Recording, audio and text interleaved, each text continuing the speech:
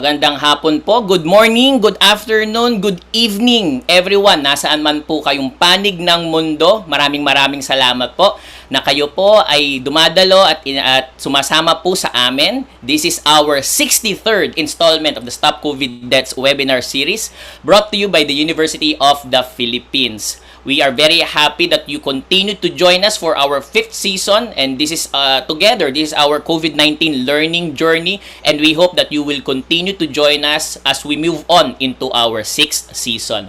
So for today po, very special topic. We will be sort of moving away from the vaccine talk, and we will be focusing all of our efforts in terms of trying to acknowledge all of the efforts po ng ating world-class Filipino scientists. Today, we will be talking about those who have invented, innovated, and created new technology to enable cost-effective, evidence-based, and more affordable care for Filipino patients. We will introduce you to some of the innovators and also their innovations, and maybe a bit more about those innovations through testimonials and videos po during this webinar. I'm Dr. Raymond Francis Sarmiento, Director of the National Telehealth Center, National Institutes of Health, University of the Philippines, Manila. Maraming salamat po ulit, and it's always a pleasure to be with all of you, especially on Fridays where I get to share the floor, co-hosting this very successful webinar series po with my partner and our adjunct faculty at the National Telehealth Center, the President's Special Envoy for Global Health Initiatives, Dr. Susie Pineda Mercado. Dr. Susie? Hi Raymond, good afternoon. Magandang hapon po sa inyong lahat. Usually Raymond, in the beginning, I try to greet the first 100 people who enter the webinar. Type ako ng type kanina. Yung pala, hindi pumupunta sa attendees, puro sa panelists. Sorry po pero binabasa kayo from different parts of the country, those who are regulars. I'd like to make special mention of those who are watching from the Department of Education. Irregular na po sila, no? Tsaka yung mga sa hospitals natin sa Mindanao, Zamboanga, Davao, no? Magandang hapon po sa inyong lahat. And from the Visayas, all over the country. So welcome po, good afternoon. I hope you're all in good health. Itong araw po na ito, pag-uusapan po natin mga meron kasing mga bagong inventions na ginawa ang ating mga ibang frontliners, kasi hindi lang frontliners yung naglilingkod, pero meron din tayong mga nag-iisip kung paano magkakaroon ng tamang equipment, technology, lahat po ng ating mga ospital around the country, mga health center, mga district hospitals natin. So maririnig po natin itong mga inventions, world-class Philippine inventions that are already being used para alam nyo po kung saan tayo papunta. At ito nga, nakikita natin, dumadaming mga kaso na naman dito sa Pilipinas, para maprotektahan ng ating mga health workers. So welcome to everyone, and stay with us. This is going to be very exciting. Marami po tayong mga, again, star-studded at star-struck na naman kami ni Raymond sa mga guests natin. Raymond, over to you. Thank you, Dr. Susie. So as Dr. Susie has mentioned, we are in for a treat. This will be another very important as well as a very informative session on the latest developments on COVID-19 biomedical devices brought to you really by the top minds and the top scientists po in our country. But just to let you know, iba na naman po, we are trying to switch it up every webinar po, to keep it interesting for everyone. But for today, we will be having a panel of the end users of the particular technologies. I believe you have already seen it in our posters, in our bulletins sent out through the email po sa ating mga social media accounts. So hopefully that's not something na medyo magugulahan po kayo. After the panel po of our end users, this will be followed by individual presentations of the innovations by the scientists themselves. After which, we call in everyone po for a panel discussion and then the Q&A session, entertaining questions, not just from those who are logged into the Zoom, which now we are numbering po 932 attendees in the Zoom. Maraming salamat po. For those who are having those Zoom parties, Maraming salamat po ulit, and we hope you'll be able to maengganyo ang inyong mga kapatid, kamag-anak, kaibigan to join us.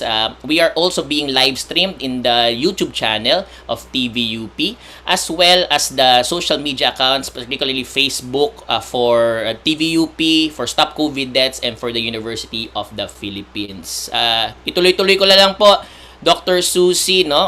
We won't be having any of our Mentimeter or yung pulse, but that doesn't mean that we will be doing that away permanently. It's just that for this particular session, we want to gain a whole lot more of the insights through conversations po. And at this point, we'd also like to acknowledge our very hardworking team behind the Stop COVID Deaths. Maraming salamat po to each and everyone for making sure that we have a successful webinar every Friday. Yung talaga pong perseverance and hard work behind the scenes of each and everyone na hindi po talaga matatawaran. And for those who are asking, certificates po. Ito naman pong ating mga certificates, TVUP, may we have them on the screen. For those who are eligible, sila po yung mga at least 50% of the time have been able to stay on to the on the webinar, and potentially could be given po copies of the presentations of our resource speaker. So please let us know. We have already distributed, I believe, all the certificates for the previous 62 webinars. So please let us know if you think that you should have received that pero hindi po kayo nakatanggap. Over to you, Dr. Susie. Thank you very much, Raymond, for that. And nabanggit nga ni Raymond, wala tayong poll, wala tayong mga mga tawag nito, yung Mentimeter and all of that, because we wanted to spend more time with our special guests today. And congratulations to our country, nag-gold tayo sa Olympics. Pero I think pwede rin natin sabihin, gold din tayo dito sa mga maririnig niyong mga bagong teknolohiya na inimbento ng mga Pilipino. No? So sabi na natin, to address the COVID pandemic, lahat po ng klaseng talino kailangan natin. Doctors, nurses, engineers, designers, everyone has to help. And I think you will all be very proud to be Filipino after listening to our speakers. Well, to introduce our webinar, we have the Deputy Director for Operations of the Philippine General Hospital, Stella Marie Legaspi Jose. Stella, welcome to the webinar. Good afternoon. Good afternoon to everyone. Stella, open your web. Yeah. Open your cam. It won't open. Ayan, okay. Good afternoon, everyone. I'm happy to be back here to welcome you all to the Stop COVID Deaths webinar series. As mentioned by Raymond and Susie, we will not have a webinar platform, and instead, we will have conversations between the inventors. Our world-class scientists, inventors, Dr. Edward Wang, Dr. Nathaniel Orillaza, and Dr. Mark Anthony Sandoval, Dr. Abundio Balgos, and Dr. Sam Grozman, and also Dr. Kimberly Ong will be presenting their devices. And magugulat ho kayo na itong mga devices na to ay very affordable and madaling ma-access ng ating mga kababayan. So, hindi lang po yung mga big hospitals ang makikinabang dito, ang makikinabang lahat ng hospitals nationwide. So let us pause for a while from what we are doing and listen to their talk. Salamat po. Thank you very much. That's our Deputy Director for Operations at the Philippine General Hospital. And we also have, I think on the phone, no? Raymond, tama ba? On the phone, we have Dr. Raul Destura. Yes, I think so too. Okay, so alam niyo po, si Dr. Raul Destura, sabi namin siyang poster boy ng mga inventions no, inventions for COVID-19, no? Nung nagsimula itong pandemya, parang nagulat ang mga tao, meron tayong Philippine-made testing kit, no? And it turned out that, you know, this is just one of many innovations, and that's why I said we should all be proud of being Filipinos kasi marami po talagang mga mahuhusay na ginagamit po nila ang talino nila para makatulong po sa ating mga kababayan. Raul is the Deputy Director for Strategic Initiatives and Emerging Programs at the UP Manila National Institutes of Health and created the first locally manufactured test kit for COVID-19 for commercial use, yung tinatawag na Gen Amplify. And we're very honored to have him. I think even if it's just on the line or may video si Raul. Raul, welcome and please give your opening remarks. Go ahead. Hi, good morning, everybody. Good afternoon to everyone. And it's been an honor to be part of these very important activities. The importance of nation building has always been something that is an underpinning for all of us who wants to go into the science and technology industry. Our love for country as scientists needs to emanate itself from our very core as Filipinos to find ways that can actually improve the lives of our countrymen. Here in the Philippines, when we had the COVID problem, our most important response was how can science and technology respond to the current epidemic uh, at such speed, no? And using such powerful passion against such problem, our team of Filipino scientists generated the COVID-19 kit in such a short time. Of course, challenges were one after the other, but that's not the whole point. The whole point is how to be able to get there. Uh, the most important thing one has to understand in developing technologies is grit. Despite of all of the challenges that you just have to move things forward by taking it one step at a time. Uh, there will be difficulties along the way, but the most important thing is how can uh, you use or you leverage be able to get to the other side. The COVID-19 response is actually an example of how how science and technology environment can come together to bring our passion in order to respond to the needs of the country. So it has a lot of faces, and it's like us looking in the mirror, how the country will respond to the current pandemic. It's still ongoing, and new problems are arising. So it's a continuing effort for most of us to move things. Ingenuity of the Filipino scientists and engineers to move things forward now and beyond. No? And seeing the of nation shapers that we have here in terms of science and technology is very inspirational to start with. And thank you so much for making me part of this panel today. Okay, thank you very much. That was Dr. Raul Destura of UP Manila National Institutes of Health and the Philippine Genome Center. So thank you, Raul, and we continue to be inspired by the work that you're doing. We hope you can stay until later, but if not, it's okay, we understand. We are now going to proceed with our first round of discussion. So I would like to invite our special guests to open their videos. First, Dr. April Llaneta, Chair of the Emergency Medicine at the UP College of Medicine, Emergency Medicine Department. Dr. Kimberly Mae Ong from the Department of Otorhinolaryngology at UP PGH. Dr. Mark Anthony Sandoval from the Section of Endocrinology, Diabetes and Metabolism at UP PGH. And Dr. Camilo Roa, kasama natin from the very beginning. No? He was one of the first doctors to be on Stop COVID Deaths, formerly with the Department of Physiology of the UP College of Medicine, and suki natin dito sa Stop COVID Deaths. So, doctors, welcome to the webinar, and we're going to start out with a round of questions around the no. So I think, do we have all your cameras open already? Let me just check. Open na ba tayong lahat, Raymond? I'm trying to look for Dr. Roa, but all three are open po. Okay, si Sir Milo wala pa?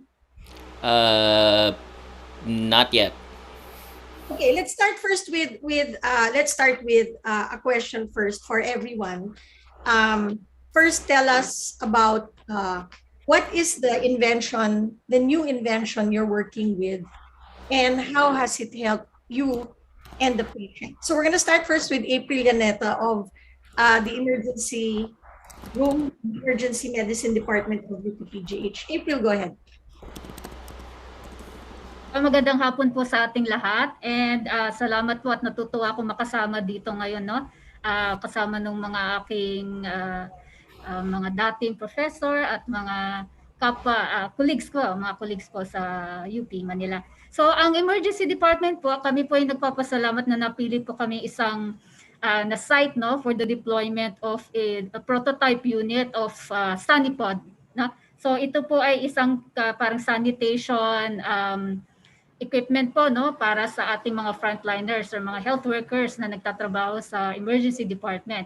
So alam po natin, para sa mga kasamahan ko sa buong Pilipinas, no, na mga healthcare workers na nagtatrabaho sa ER, sa emergency department, kailangan po 24/7, no, tuloy-tuloy ang ating operations at tuloy-tuloy ang ating serbisyo para sa ating mga pasyente, no.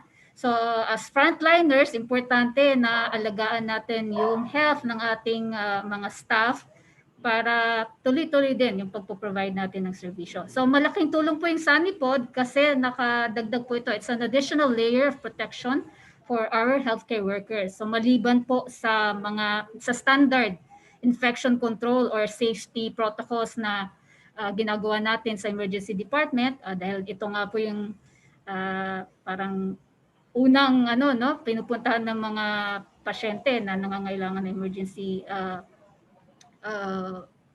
management. Importante po yung mga infection control measures. So maliban sa tamang PPE, yung physical distancing at lahat po ng yung mga standard protocols natin, yung SaniPod po ay nakakatulong sa disinfection or sanitation na para sa mga staff. So masaya kami ngayon na nasa 4th week na po kami ng paggamit nitong SaniPod. At nung saglit po siyang na hindi operational, no, may nagkaroon ng konting problema. Nalungkot po kaming lahat, no, pero naayos naman agad. So tuloy-tuloy po ang paggamit namin. April, yung SaniPod, para siyang para siyang box ba? Napapasok yung tao.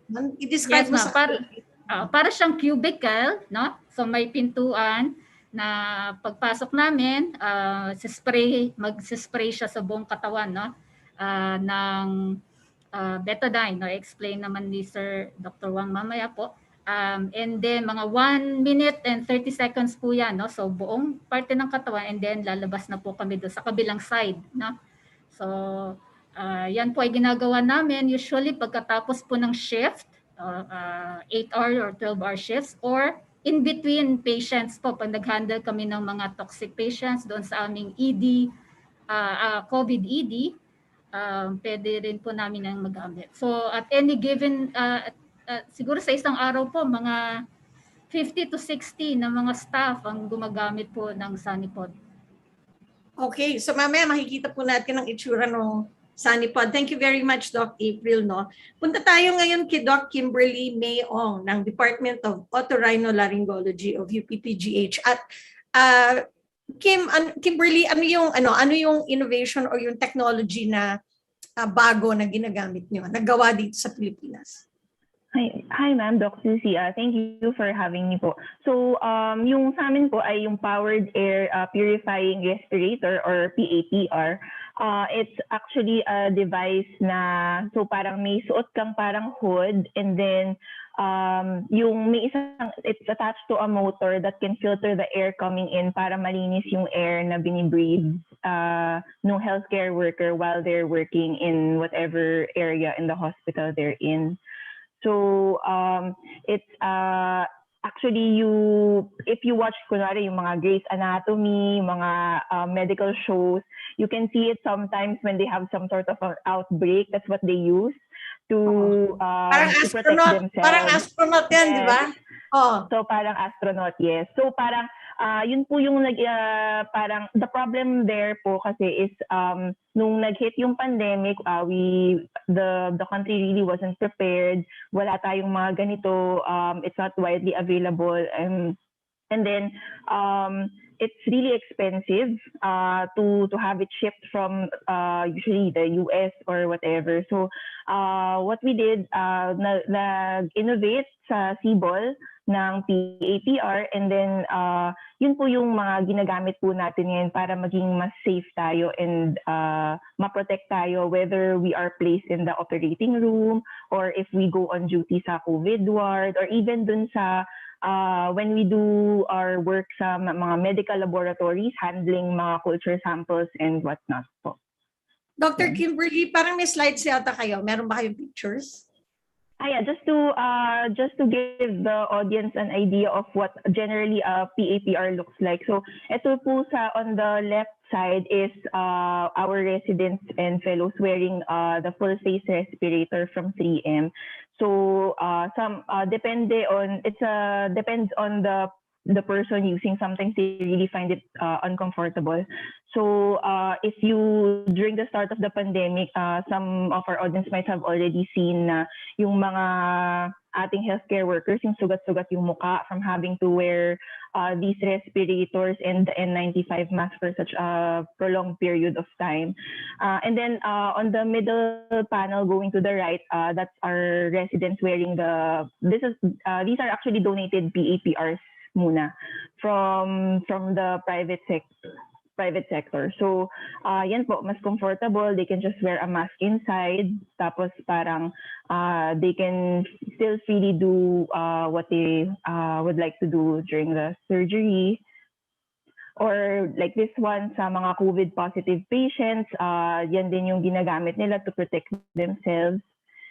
And then these are the Sibol PAPR that we already tried also to hopefully ma-launch din namin siya for a wider use. Ayun. Raymond, do you have any question? Raymond, nakasubo ka na ba ng ganyan? The 3M1, but not this one.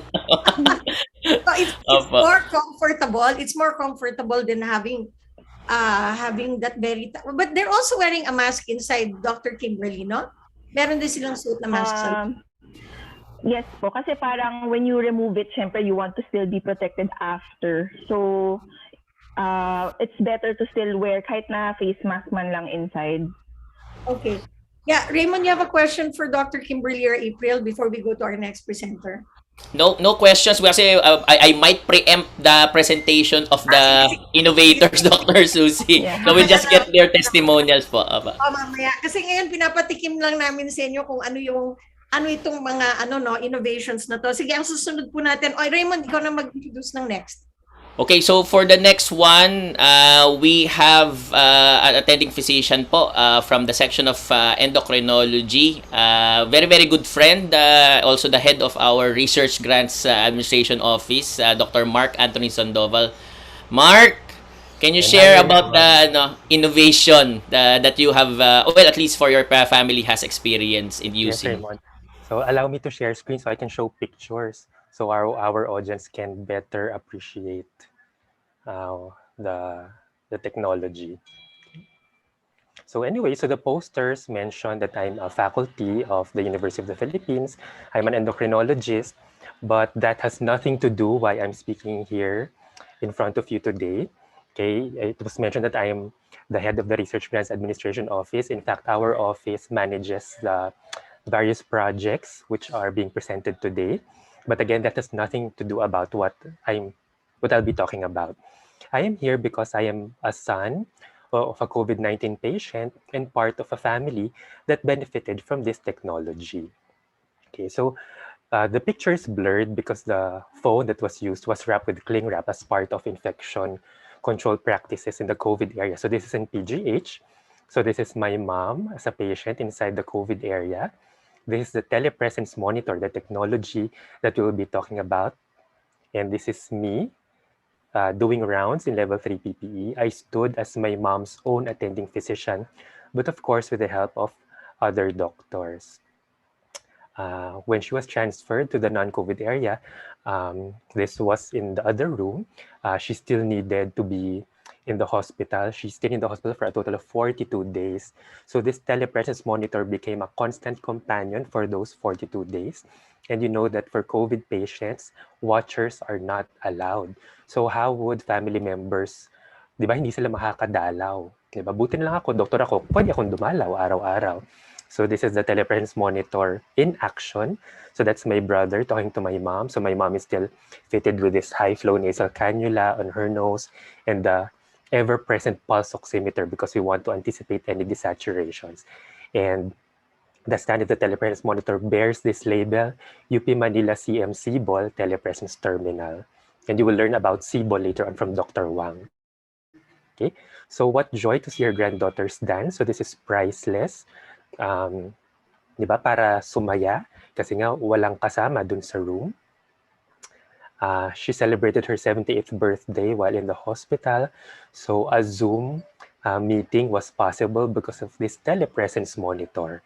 Okay, so this one of her friends showing her posters, greeting her on her birthday. So, di ba, paano nga naman makakapag-party kung walang ganito? Okay, and part of her treatment was undergoing physical therapy. So that's my brother on the screen of the telepresence monitor, watching my mom's progress during her physical therapy sessions. So this is her physiatrist, Dr. Sharon Ignacio, and one of the rehab residents assisting her during the sessions. Okay, so these are some comments from our family, and we are so happy to have benefited from this technology. From my cousin, Angie, she said, it was the convenience that's awesome. Having the virtual experience to check on your loved ones anytime. Kahit hindi tech-savvy ang patient. Si mami ko po kasi hindi siya tech-savvy. Hindi siya marunong mag-cellphone, hindi marunong mag-video call. Ang kailangan lang niya lang ay landline. Okay na siya doon. Pero landline, walang video, di ba? So this telepresence monitor really helped a lot. From my brother Dennis, he said it makes COVID-19 patients stay in touch with their family, friends, and loved ones kasi nga hindi pwedeng dumalaw, making it more manageable for them to fight the sickness they are experiencing. It makes them realize that they are not alone in this difficult journey in going through this illness. And my tita Margie said, it's a great way to reach out to anybody from afar. She wanted to visit, but she can't. It is a virtual substitute for not being present in real time. It gathers one or more people to relate and be actively part of the common group. And lastly, this is me. I posted this on Facebook when I saw that the telepresence has been recognized as one of the outstanding inventions. And I'm so thankful to my good friend, Nathaniel Orillaza, also a faculty member. He's the project leader of this project. And when he found out that my mom is in the hospital, he offered if I would want to have a telepresence terminal installed in the room. And of course, I said yes. And let me read my words of appreciation. As a direct recipient of MyBESHIE telepresence, I consider this a blessing. My mom had COVID and having this in my mom's room helped her and her family a lot. Ako na ang magpapatotoo kung gaano kalaki ang naibigay na tulong nito para maging connected ang mami ko na pasyente at buong pamilya namin. She's in the hospital for more than a month now, and this innovation definitely made these long days bearable. I will be forever grateful to the telepresence team. Thank you, Nathaniel Orillaza, and to the entire team. So that's all. Those are my words of appreciation to the team. Thank you very much, Mark, for that.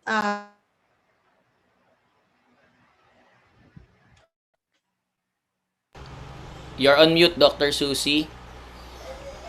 Okay, thank you very much, Mark, for that, I think, very heartwarming testimony of how this technology has helped you. Before we go to our main presenters, I'd just like to ask our end users, why is it so important for our Filipino scientists to keep on inventing new things?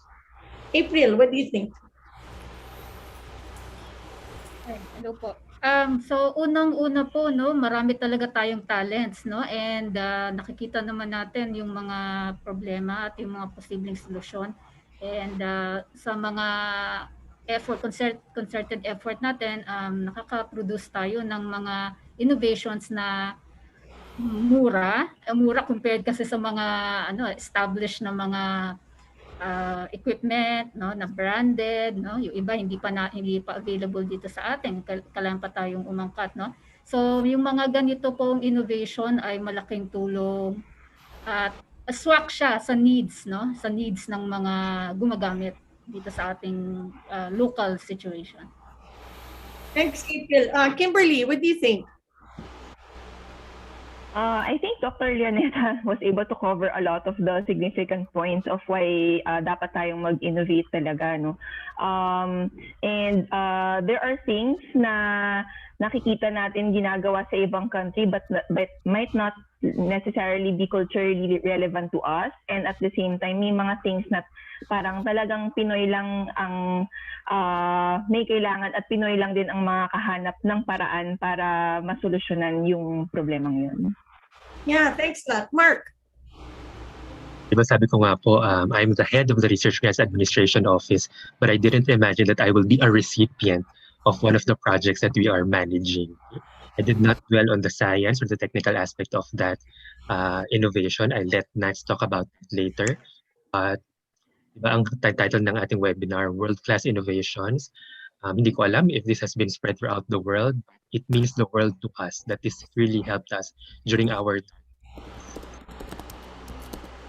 Thank you very much. Thank you very much, Mark. Okay, we have Dr. Camilo Roa, who is one of the leading pulmonologists in the country, and he's going to talk about locally made ventilators. Sir, welcome to the webinar. And I wanted to ask you first, before we talk about the local ventilators that are being made, sir, sa mga liblib na lugar ba, may mga ventilator yung mga hospital natin? Nakakaikot kasi kayo, tsaka kayo po nagte-train ng mga pulmo fellows eh. Kamusta po ang situation natin sa mga ventilators?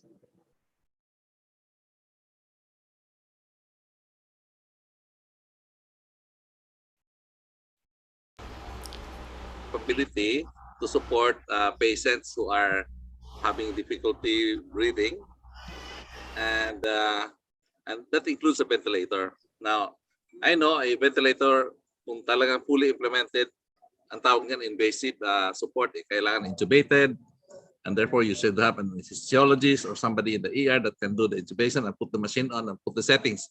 But we also have a use of these ventilators now, especially itong mas maganda ang controls katulad ng ginagawa natin sa GINHAWA, na mask lang ilagay, and then the patient can be helped in the breathing to tide over the situation in the local, or actually in bringing the patient to another center. Lalo na battery operated ito na matagal ang battery life. Sir, so yung GINHAWA, gawa po ito dito sa Pilipinas. It was made here in the Philippines. Even the parts are made here in the Philippines.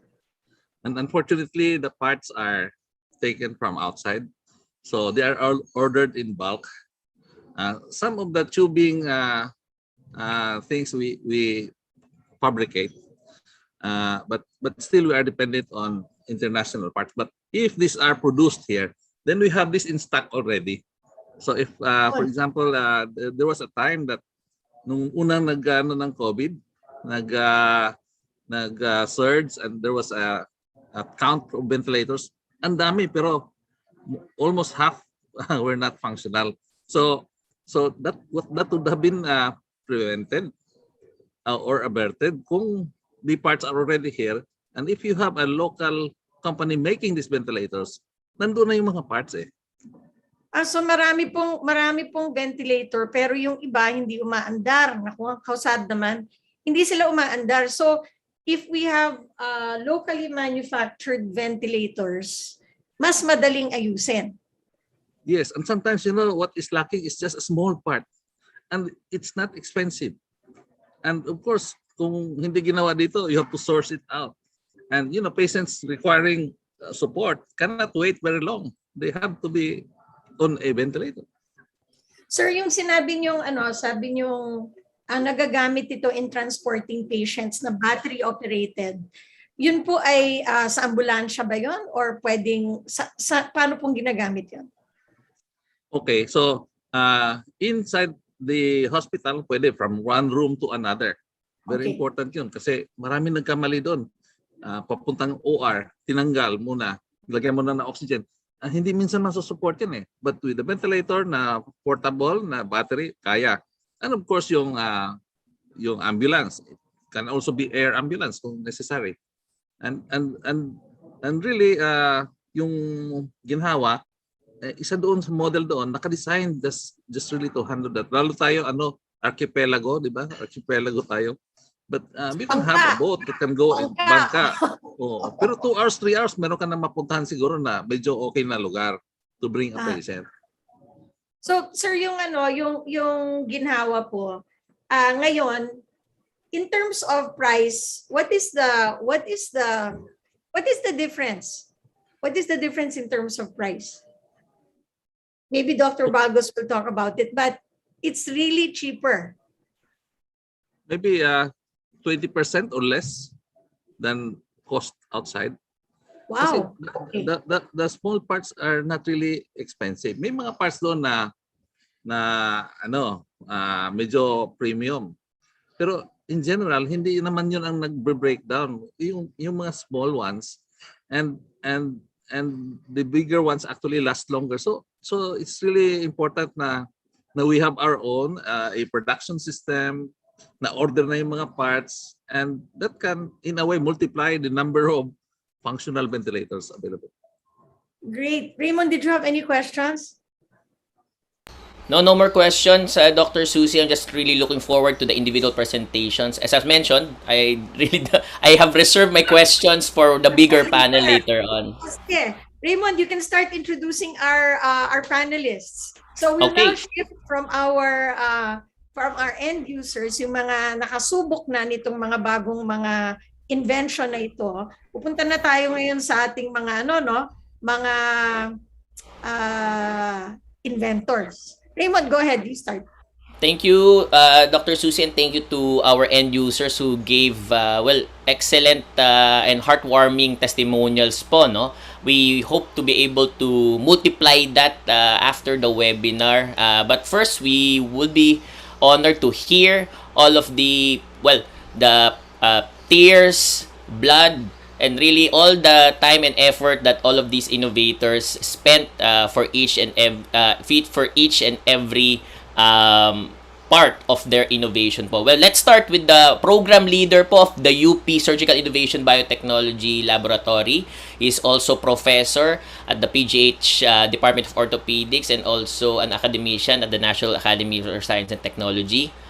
Please welcome Dr. Edward Wang. Dr. Wang, sir. Hi, Raymond. Hi, Susie. Yes, sir. Thank you. Thank you. Yep. Okay, go ahead. Go ahead with your presentation, sir. Okay. Sige. Mag-share screen lang ako, ha?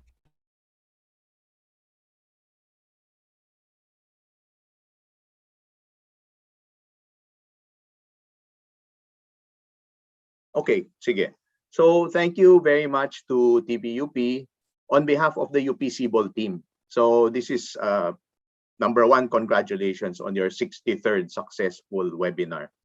Pangalawa, we'd like to thank you very much for giving us a chance to present yung mga ginagawa ng UP Sibol team. And later on, you will find out kung ano ba talaga ang UP Sibol. Okay.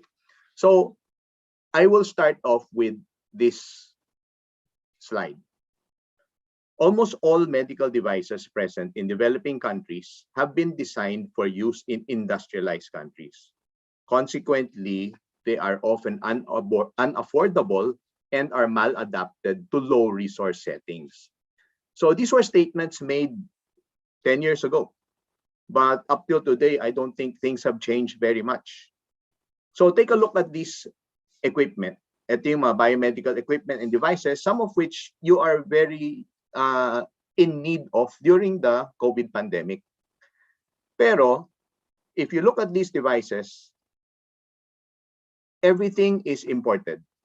So is it any wonder why we always don't have enough? Why we always can't afford them? And worse, why pag nasira yung spare parts, hindi siya available? So ang question ninyo is, why don't we go ahead and make them, di ba? It requires engineers and scientists on the one hand, it requires clinicians and healthcare workers on the other hand. but most importantly, it requires for them to work together. And even if there are pockets of these individual teams working and successful on innovations, so far, wala pa talagang mature na institution which allows this kind of collaboration. I think there are, for example, sa LaSalle has already taken an initiative to come up with what they have now called the Institute of Biomedical Engineering and Health Technologies, or IBET. And then, of course, there's a Philippine Biomedical Innovation Consortium. But aside from those, wala talagang ibang mga collaborations like that. And that separation between the engineers and the healthcare workers is evident even in our own institution, the University of the Philippines. So nasa Diliman yung mga engineers and scientists, nasa Manila yung mga clinicians, parang naka-separate by the big Pasig River. So we never really get to collaborate with each other. In March of 2019, that's when the opportunity started. Ang UP Diliman College of Engineering TTBDO director at that time si Michay Pasha got in touch with UP Manila asking for clinicians to collaborate with some of their engineering proposals. And on our side sa UP Manila, the request was sent to the NIH director si Eva Cutiongco de la Paz. Pero to avoid the horrendous traffic of going to Diliman, ang ginawa namin, nag-teleconference kami. And lo and behold, the teleconference was successful. So in April 2019, we went to the College of Engineering sa Diliman and doon nag-present kami ng mga medical problems requiring engineering and science solutions. And that was very successful. And in May, ang nangyari was we invited the engineers and the scientists to visit sa PGH para makita nila exactly what's going on. These are the things that they needed to help us innovate on.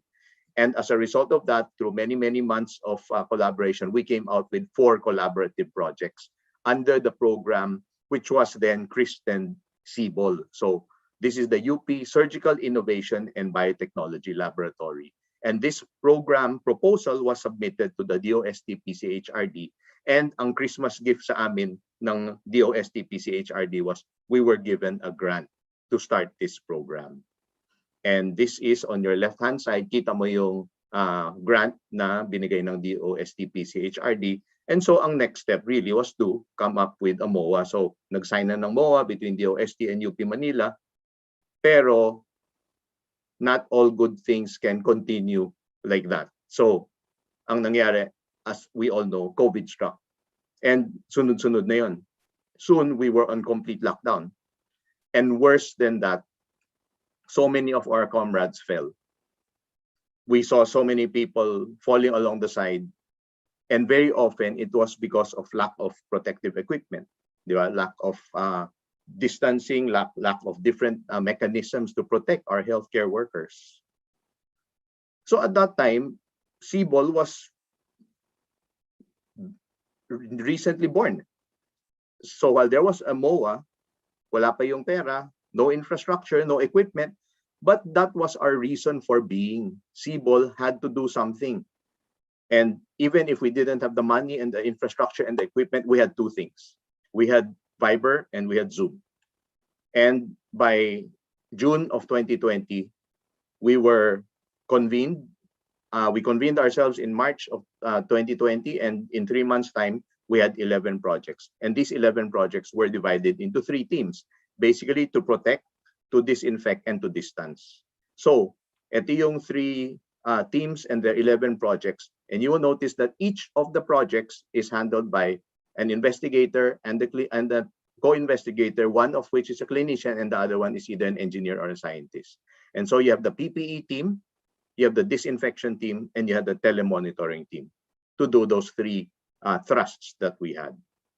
And sa umpisa, since syempre, the money was not there yet from the initial program, we had no money and we looked for funding. And we approached DOST PCHRD and they were very, very helpful. They were going to give us grants for each of the different proposals that we had. But then no matter how much you expedite this kind of a process, syempre hindi man agad-agad pupunta yung makakakuha tayo ng pera for that purpose. So we relied a lot on private sponsors. And here I do have to thank my classmates from high school. The Xavier High School class responded by donating, and their donations were the initial funding for the seed money for our initial prototypes. So here on the right-hand side, you see some of these prototypes and some of these projects. No? Later on, three out of the 4 projects here, you will be hearing from their inventors and innovators. So here I gave you an idea of how the Sibol team came about and kung ano yung purpose ng Sibol team. So it's a surgical innovation and biotechnology laboratory. And ang purpose namin really is to innovate, invent, and create locally made biomedical equipment and devices using local expertise and locally available materials. And so you will be hearing this morning more about these products. So I will start off with one of these products, and the project that I am deeply involved with is called the SaniPod. So eto yon. Ano yung SaniPod? You heard Dr. April Llaneta from the Emergency Medicine Department talk about the SaniPod.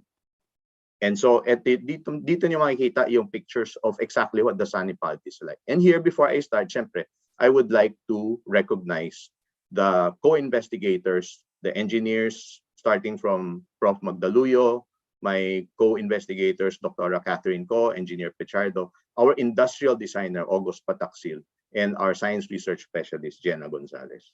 So, ito yung backgrounder. So kayo as healthcare workers coming out of heavily infected areas or COVID areas, naka-PPE kayo. But when you're doffing the contaminated PPE, that is a source of infection, a source of contamination to the healthcare worker, to the safety officers, to the disposal service personnel, the people who clean up after us, yung ating PPE, people have to dispose of it. So they will be exposed to it. So, dito papasok ngayon yung SaniPod. So after the doffing, before the doffing, the healthcare worker goes through the SaniPod. So the biomedical engineering solution here is to clean off the PPE before you doff. So what does it do? It protects the healthcare worker, it protects the safety officer, it protects eventually the disposal team. And the added bonus is, ngayon na dumadami na naman yung cases and kumukonti na naman yung supply ng PPE, it addresses the short supply of PPE kasi you can reuse them. No? Okay, so yung innovation, ang question natin is how are we different from all of these? Nakikita niyo yung mga contamination tents, etc., yung decontamination tents, etc. Ano yung difference namin? The SaniPod is self-contained, no touch, so less chance of contamination. There are many mechanisms to decrease contamination. So there's a controlled release of disinfectants. There's an automated disinfection process. It's portable. It's intuitive. There's an intuitive user interface. It uses the HEPA filter, may shower, may irradiation, and like all the other projects in the UP Sibol program, they are based on science. There is everything is evidence-based for safety and efficacy and all the other parameters. So we have the assurance to the user of the safety, the efficacy, and all of these have been tested by clinicians, scientists, engineers from both UP Diliman and UP Manila, and they pass the international standards. So these are the basic features of the SaniPod. Of course, you have the frame, you have the door and mechanism, disinfection system, the HEPA filter, the blower, the UVC, the drain, the electricals, and the pathogen challenge. So what I'm saying here is, kahit na maraming prototypes na, each prototype is based on these principles always, no? So ito yung prototype 1. And itong prototype 1, I will show you. This was at the time na wala pa kaming pera talaga. So this was an air shower from the College of Engineering na condemned na. So this was converted. So see, the healthcare worker enters, and pati yung noise, no? alam niyo na condemned air shower na inayos lang namin and ginamit namin for the SaniPod. So from there we learned, and then we went on to come up with the prototype 2, and some of these pictures show you the pathogen challenge. And then dito sa last picture, you show now the fogging mechanism for the disinfection. And here, this is the SaniPod situated in the department of Dr. April Llaneta, and you will see one of their healthcare workers going in.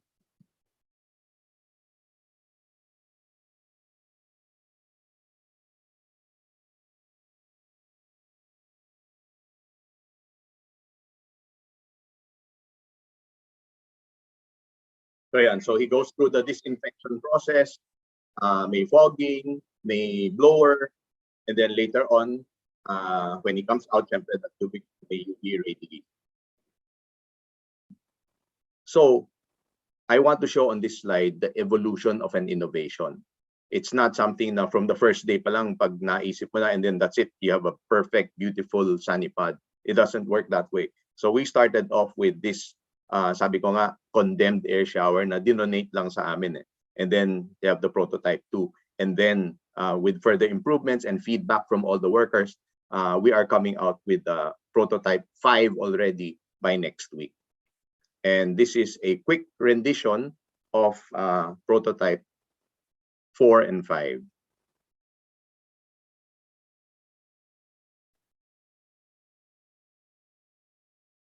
There you go. Looking at the exterior, the exhaust, and then as we enter, yung interior, yan yung ventilation. So with the fogging,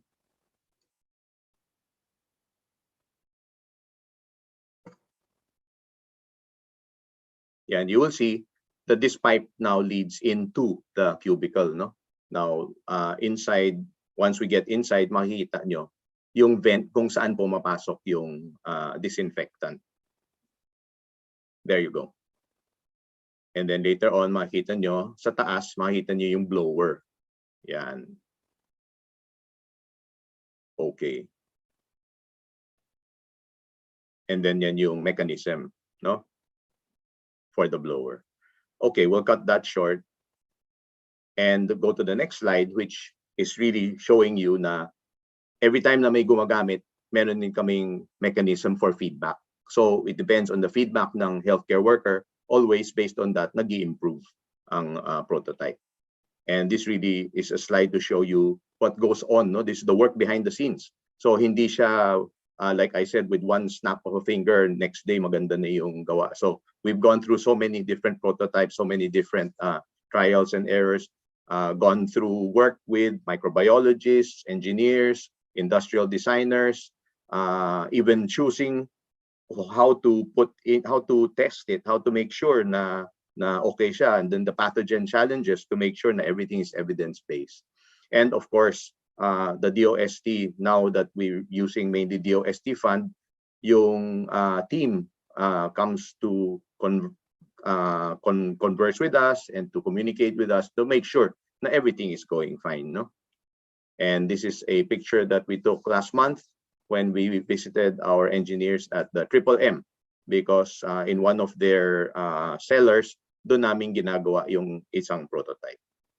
So these are our acknowledgements. We'd like to, of course, acknowledge our UP Manila Chancellor, Menchit Padilla, and our UP College of Medicine Dean, Charlotte Chong, because they've been extremely supportive of all our work, not just for the SaniPod, but for the entire UP Sibol program.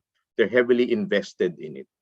And acknowledgement goes to so many different people. UP Diliman, all the scientists and engineers, biochemists, biologists, engineers, technicians, then of course the chair of the M, so UP Diliman, then our UP Manila clinicians all the way from public health, medicine, and then of course the entire SaniPod team. And we always will, and the work is always dedicated to these fallen healthcare workers and those of you who continue to work so hard at the front line despite all the risks. Thank you very much from the UP Sibol program and for the project SaniPod. Thank you. Okay, thank you very much. That's Dr. Edward Wang, who is the moving spirit behind Sibol. And you will all agree with me na pang gold medal talaga sila, no? Hindi natin nakikita, hindi natin alam, pero talagang magagaling ang ating mga kababayan pagdating sa abilidad talaga, no? And I think we always have bad news, nega, but today I think we are hearing brilliant news, and I think this is something that we should all makes us all very proud, Dr. Wang, that there are teams that are doing this quietly and they're really meant to help our frontliners. So thank you very much for that presentation. We're going to another Thank you. innovation. So maganda yung SaniPod, ano? What was it, Ewang? Parang shower ba yun? Shower. Yung condemned air shower ng engineering. Okay. Yan yung una namin ginamit. So you can see, no, na yung from nothing, meron tayong nagagawa, and really very very amazing. I think amazing what we can do with our, sabi ko nga, lahat ng talino ng Pilipino kailangan gamitin natin. Okay, we're going to our next one. So to talk about, nakita nyo kanina yung parang astronaut suit, no? Yung tinatawag nilang PAPR, no? Parang ito ay powered air purifying respirator. And our innovator is Associate Professor at PGH Orthopedics. So I'm very happy to introduce Dr. Sam Arsenio Grozman. Dr. Sam, welcome to the webinar. Good afternoon. Sige, go ahead, Dr. Sam. Share with us how you made this astronaut suit. Go ahead. Hey, good afternoon, everyone. I'm Sam Grozman, and I will discuss our innovation on the Sibol PAPR project. What is a PAPR? PAPR is a kind of PPE, and it is a kind of respirator specifically. Now, respirators actually work by decreasing or removing contact between the user and the contaminated space. Now, a PAPR is a kind of respirator that protects the user from the outside contaminants by filtering the air using a battery-powered blower, and to provide the user with clean air through a tight-fitting respirator, a loose-fitting hood, or a helmet. It usually has three components, and that is the filter, the motor, and the hood. Contaminated air enters through a HEPA filter and is removed by the filters that you use. From there, the filtered air is then pushed to the faceplate. Now, the PAPR is used mainly in environments that have particulate generation. It is used specifically in healthcare when there are organic aerosol particles that can lead to infections. Healthcare workers use this in different settings, but it's not exclusive for healthcare worker use. Firemen, military, laboratory workers, as well as welders would have the uses for the PAPR. Now, in this pandemic, how relevant is the PAPR? Well, if the question is whether or not the user will be protected, the PAPR actually does not is not superior in preventing related infections compared to the other respirators. However, it is good. It has superior assigned protection factor. It is more comfortable for the user, and it does not require fit testing. If you are going to be using an N95 mask, a fit testing is required to make sure that it is used safely. From the clinician standpoint, the advantages of a PAPR is that it requires no fit testing, it is more comfortable, and it may be cost-effective in the long run. However, its disadvantage include it is expensive initially, and there is some difficulty with regard to its use with surgery, and it may decrease the vision as well as the communication capacity of its user. So our team has looked into the different designs of PAPR to look at what would be suited best for our setting. And we came up to this. It should be able to run for at least 8 hours, which is the regular nursing or medical shift. It should be lightweight, and it should be cost-effective. Lastly, it should be breath responsive as well. Now, you might ask me why breath responsive? Well, because different tasks would have different demands for ventilation, and A PAPR that responds to the need of its user would present advantages in ensuring comfort of the user while performing life-saving tasks. So what have we done? Well, we have designed a PAPR that would meet the different standards. And from this, we have three major prototypes built. We have we have two different iterations of these PAPRs, and we have performed 5 validation tests. We have created the validation tests as well. So this is the PAPR in action with the MyBESHIE in the background. So we have created 5 different validation tests that are adapted to the NIOSH standards. We are able to do particulate air filtration. We have our own breath responsiveness test. We have our noise level testing and communication performance test, as well as donning and doffing procedures for our device. So what is the tail of the tape? Our PAPR is equivalent with regard to filtration. It has the highest range of airflow available in the market today. It has a long battery life. It is breath responsive. Most of the PAPRs in the country are not breath responsive, and for a fraction of the regular cost. So we've established that the PAPR is now used by healthcare professionals on all levels. However, if we imagine a little bit more, PAPRs can be used in transport and other sectors as well. In summary, we have created a PAPR. We have created 20 prototypes of our PAPR with 3 different designs, 2 different models, and 5 validation tests. Our PAPR innovates on breath responsiveness with the new method. Our PAPR is lightweight. It is cheaper, and it is easy to mass produce. This is the team that created the Sibol PAPR. Though we have never been in one roof together, our collective efforts, I believe, will make a difference. Thank you for your attention.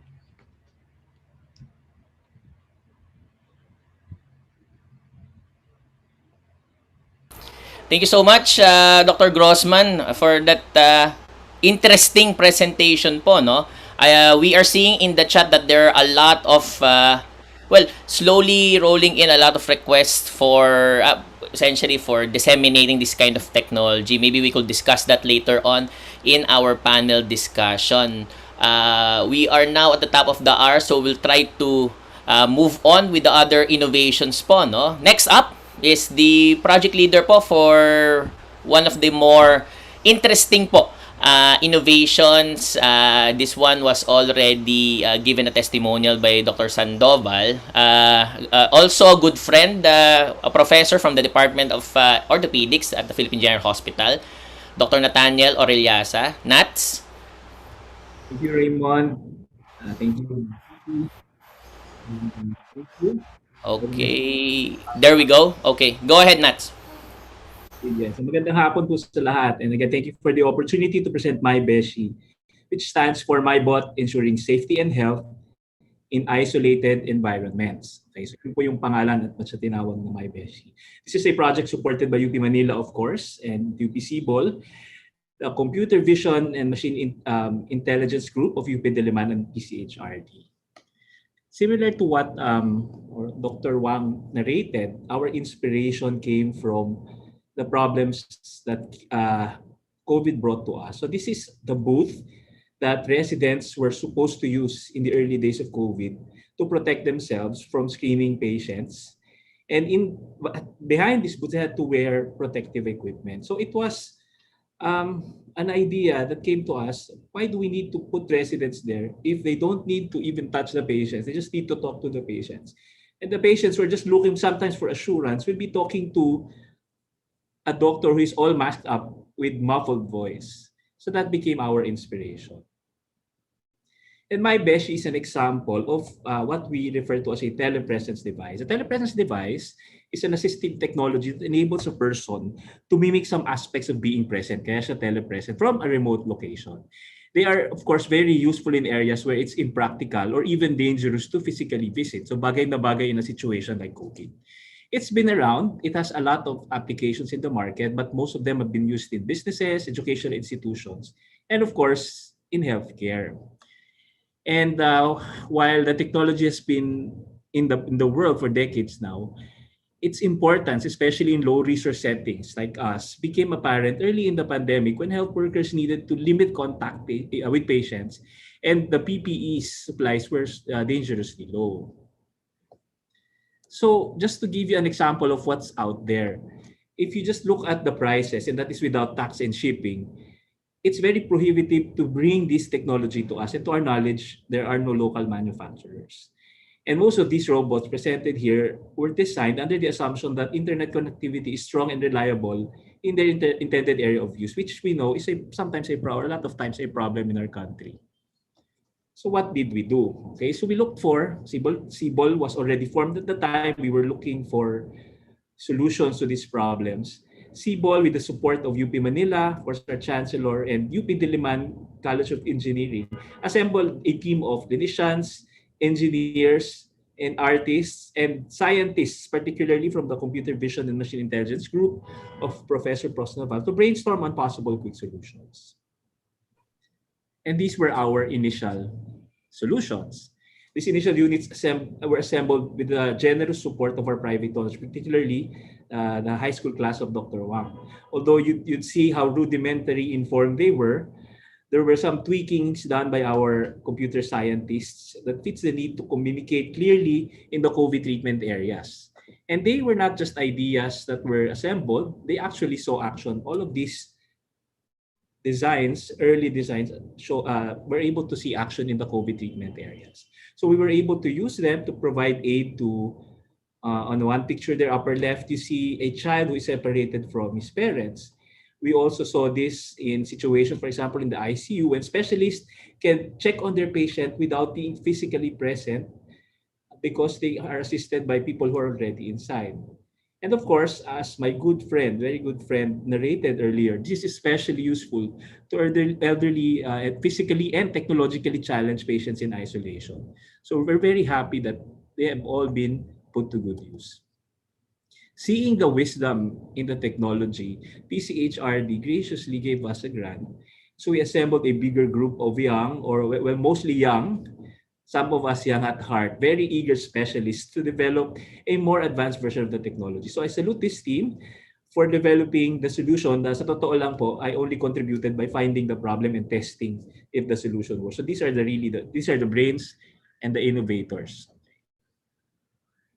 So what did we come up with? The Reinforced team developed this latest prototype. This prototype actually allows some upgraded features. So it can operate without touch, and this was improved by allowing the MyBESHIE to move on its own, remote control.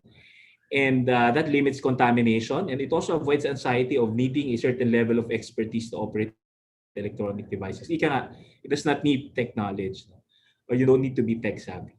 This also supports the use of patients who have limited knowledge in using any form of technology, that who usually happen to be the ones who are in need of support, like children, our elderly population, and of course our disabled population. And lastly, because we saw the problem early on of reliable internet, we wanted to design something that can work with or without internet. So you see these features. These are features of communication and movement that can work within a local network. We are particularly proud that you can have clear video and audio communication and mobilization even in a local network. And take note also of the size of the screen, different from the other prototypes or different from the other devices that are available. We intentionally wanted a big screen that can show the face of the person you're talking to, that shows a bit more empathy and are able to share a better experience in doing teleconferencing instead of just looking at a small screen. So what we wanted to use this for, particularly or specifically for taking care of patients, doing rounds, seeing them at bedside, and having some discussions, maybe even with our students, so for teaching. But a lot of the additional features that we were able to add were brought to us by people who have used it from early feedback, and of course, people who are also doing some innovations on their own. For example, the Telekamusta feature, which allows the patients to be connected to their relatives, was the brainchild of our very creative PGH Medical Social Service and Dr. Homer Ko, one of our classmates from administration. And Dr. Wang's conversations with Father Orcon gave us the idea that we can even use this for spiritual healing and counseling through clergy visits via teleconferencing through MyBESHIE. So this picture is actually one of the MyBESHIE units being used inside the COVID wards. Of course, we have to be protective of our patients' privacy. So I'm limiting also these actual pictures that we show. On top of that, on a wider scale, we have also started thinking of the application of MyBESHIE in the community, including possible deployment to local health centers, even some community isolation facilities in the future. And from our seasoned innovators like Dr. Destura and Prof. Luis Season of UP Diliman TBDO, UP TTBDO system, they were able to suggest some applications also even for home-based care of patients. So all in all, it has become more than just the innovation of our team. It has become a community innovation of sorts. And we are very happy to share with you some of the early comments that came from our feedback from those who have used some of our units and some customer discovery that were performed by TTBDO. And we are continuing to adjust based on some of the recommendations also that they have provided for us. We're just very happy that our team was able to come up with something that solves real problems that patients are experiencing now and that we're able to help in our small way. So what's next? For those who may be thinking that we are for supporting robot apocalypse, no, we're not. I personally think na wala pong makakapalit sa alaga at kalinga ng kapwa sa kapwa, no? But it does not mean that we will just not think of these types of solutions. We have seen that they can be very helpful. And some of the suggestions are listed here, maybe some vital signs monitoring, additional modules that can assist more, and addition of artificial intelligence for some autonomous monitoring of patients. But definitely these devices will always be there to represent and enhance our role as healthcare providers and not necessarily replace us. So that I actually refer to them as cobots, not just robots or regular robots, but collaborative robots collaborate with the healthcare workers in taking care of the population. And hopefully this will lead to solving a lot of problems that also lead to providing true universal healthcare even to the farthest regions of the country. In summary, the reason why we developed MyBESHIE is for the following. One, we wanted to provide some telealaga for situations requiring isolation. And this is achieved by giving some human-like conversations for better care, while at the same time protecting workers and conserving some our protective equipment, our personal protective equipment, which has a tendency to be depleted, especially when there are surges.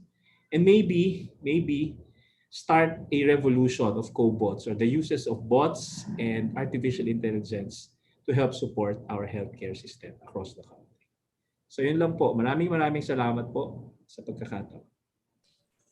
Thank you very much. That's Dr. Nats Orillaza Jr. Grabe, ang galing. You know, we have some people in media who are in the audience. Pwede ba i-frontline yun na ito? Mga gold winners talaga itong tatlo.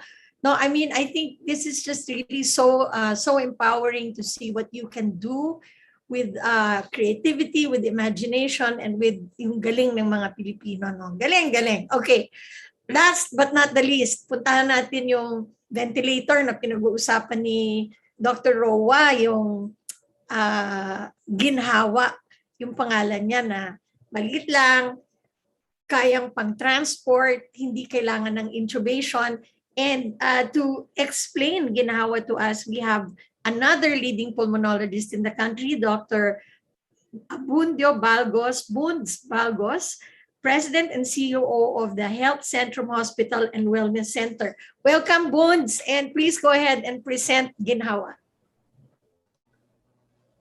Thank you, Doc Susie and Doc Allow me to prepare.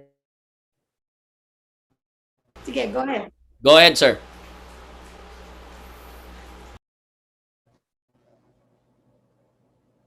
Good afternoon, everyone. In behalf of our ventilator research group, we'd like to thank everyone, the organizers of this webinar, for allowing us the opportunity to present our work. The saga PGH low-cost ventilator program started as 1987 when Dr. Rowan and myself developed a mechanized in 1987. We move on to create a different bag-in-a-box low-cost ventilator in 1993. But eventually, after a hiatus of several years, in 2011, we were able to get a grant from PCHRD to create a newer, better servo ventilator with the aid of critical care specialists, biomedical engineers, software specialists, and biomedical technicians. From this early prototype that we developed, which was actually, by the way, based on just a simple Arduino board and simple and available valves and parts, we progressed to more refined models by improving our valves, our solenoid valves, the tubings, and so on. And then we started doing animal studies to validate the data that we're getting using Michigan Instruments test lungs and digital Citrix flow meters for bench testing for several years. And eventually, we were able, with additional funding from PCHRD, to acquire the ASL 5000 simulator, which actually simulates an actual patient. It can develop its own negative pressure ventilation, and it can simulate various types of compliance, airway resistance, and even clinical case scenarios, so that we have been able to bench test our prototype with confidence on its efficacy and safety. We had, from all these years, to change from the Arduino board to a more robust 32-bit board, and we had to totally change our ventilator valves and tubings, and we actually had to redo or change totally our software. With all of this, by December 2020, we were able to come up already with 3 prototypes of GINHAWA. The simplest one, which is the smallest and lightest and cheapest, was actually designed to be a transport and home ventilator. And the most sophisticated one that you see on the right side of the picture is a prototype that has a touch screen control knob system, and which can actually show web forms, graphs of the tidal volume, pressures, and flow volume loops, which is very similar to what you see in very expensive ICU ventilators. The pandemic has brought about a surge in the need for development of low-cost ventilators. And the open sharing of MIT with their ambulance bag ventilator technology has opened so many attempts to develop low-cost prototypes. But we stand with the principle that Stanford's ventilator team works on, in that when we develop low-cost ventilators, we should not sacrifice safety and quality. We must realize that many of the ventilator parts should be medical grade, because this is a level 3 support machine, and it has to be fail safe, because it is a life-giving and life-saving machine. So we have to make sure that what you come up as a product is safe and efficacious. In addition, all ventilators should go through international standards. And this not only looks at the quality of the materials used, but even the processes and even the emissions and leachables in condensates, alarm systems, and so on. for the part 2, which is going to be our clinical trial, which will start pretty soon, maybe in 1 to 2 months, we decided to use our small type 1 GINHAWA prototype, which has very simple operating knobs. This is very compact and portable, can be used in ambulances and at home, and as mentioned by Dr. O, you can actually attach this into a face mask for non-invasive ventilation. But if you attach a heated humidifier to this, plus a touch screen, this very small ventilator could actually perform what this very expensive ventilator can do. This next slide shows a comparison of what our compact, small GINHAWA ventilator can do. It is actually similar in function to ventilators that actually cost more than 2 million. So in summary, what we have done is we have come up with a ventilator that is affordable, safe and effective, compact, with a battery power that could last for up to 8 hours in places where brownouts are frequent, easy to operate, and can be used for children and adults. More importantly, we plan to make this available not only for sale, but for rent or lease-to-own option, so that even the smallest hospitals, even the poorest hospitals, and all the ambulances can have a transport ventilator.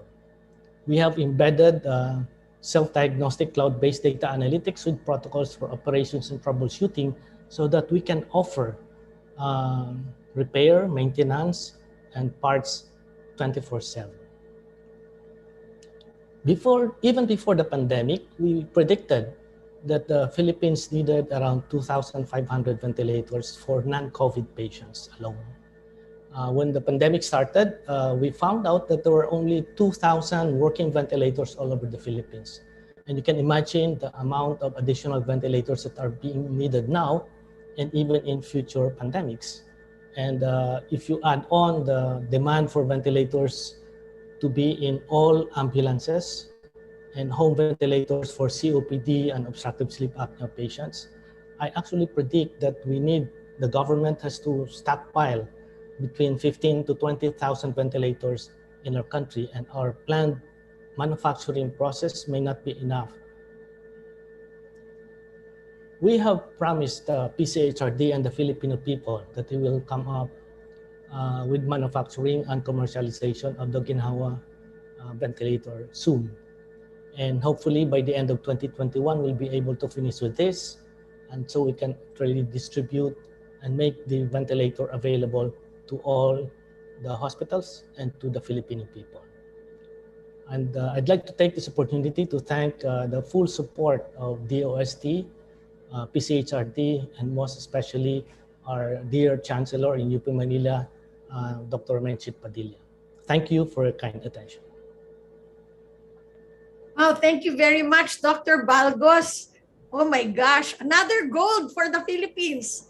So, you know, if we can, minsan naiisip ko, nakikinig ako sa inyo parang kung saan-saan pumupunta yung pera ng Pilipinas. Pwede ba dito na natin ilagay, no? So that it can help our health workers over the long haul. Anyway, all right, we're going to have a panel with the Sibol group. So we're going to ask Dr. Wang, Sam, Nats, and Dr. Boons to open their video. But before we talk to them, we are going to have a public service announcement from TVUP. TVUP, over to you.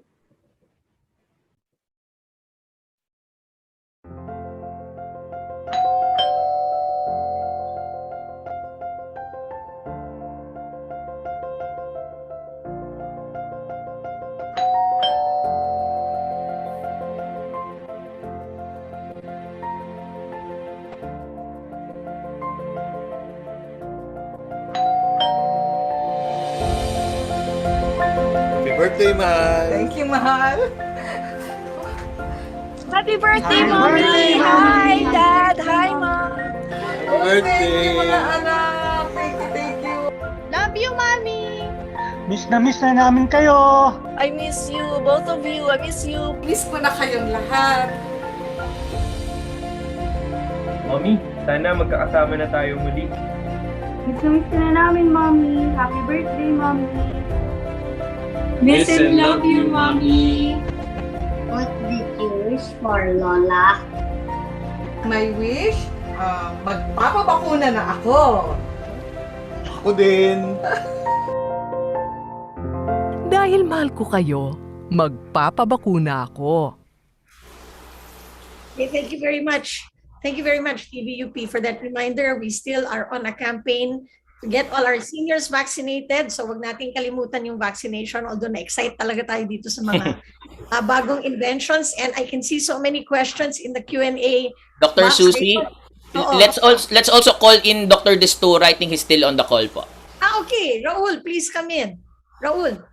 Okay, so I have a question. I have an interesting question.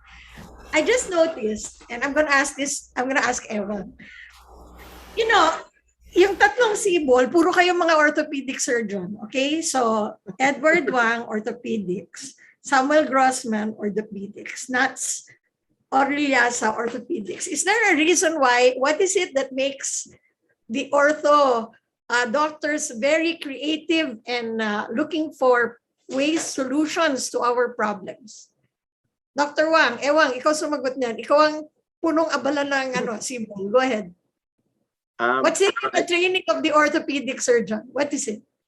Well, yes, I think you're correct. No, the specialty of orthopedics itself, Susie, requires a lot of innovative thinking. Kasi, diba? Like there are so many different things you can do for a single situation, and there are many different options. And then, as you know, there are so much use of technology, implants, metalware. So a combination of all that. But at the same time, having said that, I think it's simply because these are two brilliant guys, no? Dr. Orillaza and Dr. Grozman. Because if you look at the roster of UP Sibol, it's really not just orthopedic. It's just that these two guys kasi were sitting beside me on the day pandemic struck. So we talked about it right away. So kami yung unang nag-start, kaya yung prototype ang unang lumabas. But right now, actually, the UP Sibol has cardiologists, pulmonologists, we have obstetricians, we have residents, we have students, we have people across all disciplines and across all ages. I think what you will see really is the brilliance of the Filipino. Parang here is one way to tap it, and it's just there, waiting to be tapped. And so you see it across all disciplines. So I would, of course, always like to say na pinakamagaling ang orthopedics. Pero in reality, magaling din naman ng konti yung iba. Magaling din yung mga pulmo. May mga pulmo tayo eh. Okay. Ayaw nga pala, asawa ko pulmo eh. Okay, let's ask Sam and Nats. What was your source of inspiration? Sam, ikaw muna. What inspired you? Thank you for this question, ma'am. When we started seeing a year and a half ago, when we started seeing our colleagues drop one by one, everyone wanted to do something, and it was at this point that we decided, what are you going to do? Are you just going to wait, or are you going to be proactive and start helping your fellow men? This is why we went into this uncharted territory. Kailangan naming maging mas matapang compared to yung normal na buhay namin. At hindi ho natapos pagkatapos ng unang meeting po namin, at hindi ho to sinabi ni Dr. Wang, nasa Viber ho kami pagkatapos ng unang formal meeting, at inabot ho kami ng 1:30 ng madaling araw na nagpo-post ng kung ano-anong mga ideas namin kung paano makatulong. But I think the primary reason for this is to help however and whenever we can. Yeah, Nat, how about you? In addition to that, I think growing up in UP, growing up talaga, and then also being raised by PGH, the PGH training taught us a lot of, parang gave us that idea na hindi ka pwede nakaupo lang when there are problems around you. You really have to be part of the solution. This is on top of us still doing our clinical work during that time. We just couldn't We just couldn't accept that there are no solutions to the problems. I think that was really it, Mami. That thinking, orthopedics or not, I think anyone from PGH who did residency in PGH, working in PGH, would be in that mindset now. We need to do something more than what we're doing now. If there are problems that we're still seeing around us.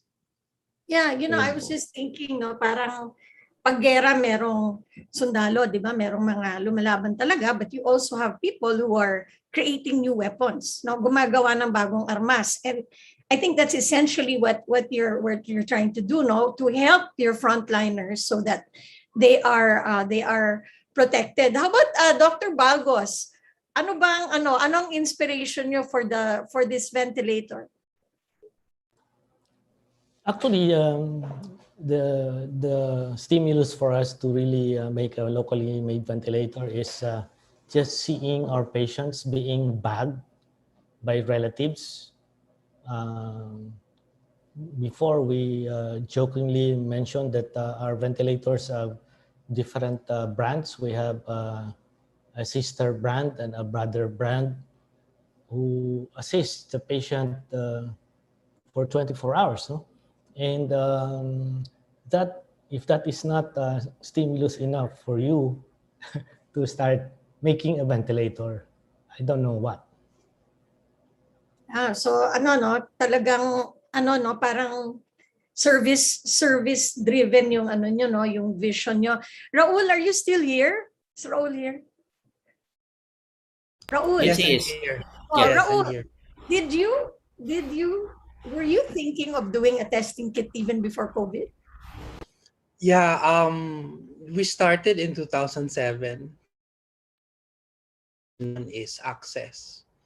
When you've seen technology sa ibang bansa, itong tinatawag na molecular diagnostic tool, nai-enjoy na kasi ito ng mayayaman na bansa. Tumutulong ng mas maaga. Ang problema dito sa atin noon was yung access. The word access. Pagdating dito sa atin, sa dami ng dinadaanan ng produkto, marami ng patong. So from an 80% reach, bumabagsak siya sa 3% lang ng populasyon. So ang naisip namin is, bakit hindi na lang natin gawin dito para mas marami ang maka-access? So local innovation ay isa sa mga bagay na makakatulong mag-improve yung access sa mga ganitong klaseng teknolohiya sa bansa natin. So we started off with dengue and all the others. Tas biglang pumutok ang COVID. So nirecalibrate namin yung aming approach kasi we were bracing ourselves for the dengue diagnostics. Lipat muna kami sa COVID kasi yun ang pangangailangan ng bayan. So again, access na naman yung problema. So ang nakakataba ng puso is pag nakikita ko itong mga colleagues ko who are so brilliant here. Ano ka unfavorable ang environment for at very young pa talaga. Hindi sila nagpatalo sa environment na they're in, and they pushed and pushed and pushed. So parang yung kwento nila is actually similar to our stories, no? Ano talaga, ito yung battle cry ng mga Filipinos physician scientists.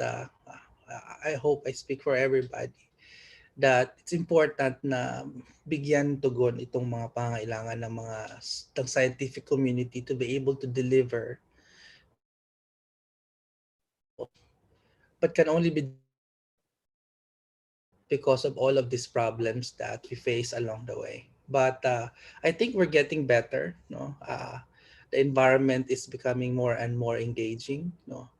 At ang lesson na natutunan natin dito sa pandemya ay kung gaano kahalaga ang siyensya at teknolohiya para ang epidemya. Hindi lang sa pag-diagnose ng sakit, kung hindi yung sa paggagamot mismo. So sa lahat ng aspeto ng pagkontrol ng pandemya, nakikita natin dito nga lang sa panel na to na covered halos lahat ng areas. Diagnostics, no? Home care, telemedicine, no? At saka ay mga gamot, no? Lahat 'yun ginagawa ng Pinoy na scientist eh. So, if itutuloy natin itong kultura na pag-advocate ng Filipino first in terms of science and technology, baka mag-grow ng mas mabilis ang ating biotechnolohiya dito sa Pilipinas. And we're seeing more and more clinicians transforming themselves into clinician scientists and clinician engineers, no? To actually create technologies that can rapidly respond to the need ng COVID pandemic na unfortunately hindi patapos at padagdag ng padagdag ang challenges, hindi lang sa atin kundi sa buong mundo. But I am very inspired that there are more and more clinicians transforming themselves into clinician scientists and engineers, no, just to address this current problem. So access talaga yung inspirasyon namin noon. At ito rin ang ginagawa ng mga scientists natin ngayon to improve best of technologies para makatulong tayo sa bayan natin. Oo, yun nga sinasabi, no, na parang hindi maaring may konting ospital na may ganyang kakayahan eh. Diba? Dapat lahat ng ospital, lahat ng lugar, lahat ng Pilipino ay merong access o meron silang pamamaraan na maggamit ang bagong teknolohiya, no, na ginagawa nyo. I think, you said something very important, Raul, na yung environment hindi maganda. Panahon na baguhin na yung environment na yan. 'Di ba? Hindi naman pwedeng, kaya sabi ko nga sa dami ng pera, 'di ba? Kung saan-saan pumupunta, dapat dito pumupunta kasi ito talaga yung makakatulong na malutas natin yung problema ng COVID. Raymond, go ahead. I think you have so many questions in the chat box, pero magaling sa Q&A, pero magaling Raymond maghanap nung ano ba yung pinakasikat na tanong eh. Sige. We have a few, Dr. Susie. So obviously there is really a depth in terms of the talent pool that we have here for Filipino scientists, no? Pero it comes to a lot of the questions kasi comes to support, sustainability, etc. But before we go into that, one of the top voted questions is I think is something that Dr. Wang wants to answer live. The question reads, what's the greatest challenge or strength in this time of the pandemic in terms of coming up with the innovation? Obviously, the financial aspect comes into play, but maybe you could talk about that, Dr. Wang. And how did it differ? I mean, in terms of the work that you were doing before COVID-19 hit and during this time of the pandemic? Yeah, thank you for that question. And I think that was asked several times. And I really wanted to answer it live because I wanted everyone to join in on the discussion and hear the discussion. I think yung COVID pandemic was an impetus in a way for us to really go into these innovations. No, before that, kasi parang, di ba, minsan you need something, it's not there immediately, parang you're willing to wait. And sometimes kawawa nga yung patient, they have to wait, pero parang there was no urgency, di ba? But the COVID pandemic pushed us. So in a way, it was really an opportunity in crisis. But what it revealed was the strengths and the weaknesses. No, ang strengths natin was the more you realize na nandun yung expertise, nandun yung capabilities, no question at all. And you have some available mentors. There are some people who've done that before, and we have colleagues who've done it abroad, for example, in the US, in Europe, in Australia, who've been successful, and they've come back now to give us some guidance on it. And then, of course, I think timing din, right kasi within the UP, the research infrastructure was robust. It's becoming stronger and stronger. So a lot of these things we couldn't have achieved without a robust infrastructure. Pero what I'd like to point out also is ano yung mga weaknesses. I think we should look at the weaknesses from two perspectives. Yung sarili nating weakness and yung weakness ng environment. From our point of view, kasi we were never exposed to these things, diba? Even when we were students in medicine, hindi naman uso yung ganito. It's not, parang if you want something, you always have to buy it from abroad, and that's accepted. So it's not in our mindset to think about it. So yung ating comprehension of the process of translational research is not there. It's only now that we're beginning to realize it. Yung idea about how the idea becomes a product, how it reaches the market, it's something that's we don't know anything about. And then yung consortium, yung cooperation with industry, it's really at an infancy stage. Maybe except for people like Raul and a few other inventors, it's not something that's there across all disciplines. Ngayon, if you look outside of our own institution and outside of ourselves, I think what we realized very strongly during this work during the pandemic was, number one, there really is a lack of a roadmap for requirements and compliance regulations for different technologies. So many times we had to go to different offices. Syempre, yung iba naka-lockdown, but even if they were there is no ready list of government agencies or offices in charge of any standards for procedures and products. And sometimes wala pa nga yung machines, or you have to go abroad for the machines. Like you heard sila Dr. Balgos, they had to buy their own testing machines. And one of the most difficult things we had was difficulty of procuring materials. So like during lockdown. So I wanted to compare nga yung isang project namin, sabay yung idea namin doon sa isang, I think, idea from, I can't remember what country that was. I think it was Australia. Sabay, exactly the same time. They were able to come up with their product in 3 months. We are able to come up with our product ngayon pa lang, 1 year. So the support system that Dr. Destura is talking about is sobrang important. And we need to work on that. So those are the roadblocks we have, but slowly it's improving. And because people are realizing the need, and we cannot always be dependent on things from outside, we've got to address these needs as a nation and as a country. So academe with government, with industry, all of us have to work together. So that's why I wanted to, that's my answer, Raymond, to that question. Thank you, Dr. Ewang, for the roadmap. I think it will be helpful din po, no, since we're talking about the roadmap, sustainability, etc. Maybe we could talk about bringing the innovation from the bench all the way to the patient side, but all the way to market then. And maybe it's fortunate that we have Dr. Destura here because he's the one that's most experienced in bringing it to market. Para lang po alam po ng iba how long it takes before an innovation is brought to market. What are the hoops that Dr. Destura had to go through for it to be brought? Dr. Raul, can you share po? Yeah, well, because of our experience in other diagnostic kits, medyo nagbumibilis-bilis na, pero hindi pa rin kasing bilis na kinakailangan natin. Unang-una, pag ang teknolohiya ay ginagamit para sa tao, marami talagang prosesong pinagdadaanan, no? So from conceptualization of the technology, mayroong tinatawag na iti-test mo muna yung reliability ng technology. Pag na-test mo, test mo siya sa mga normal na population.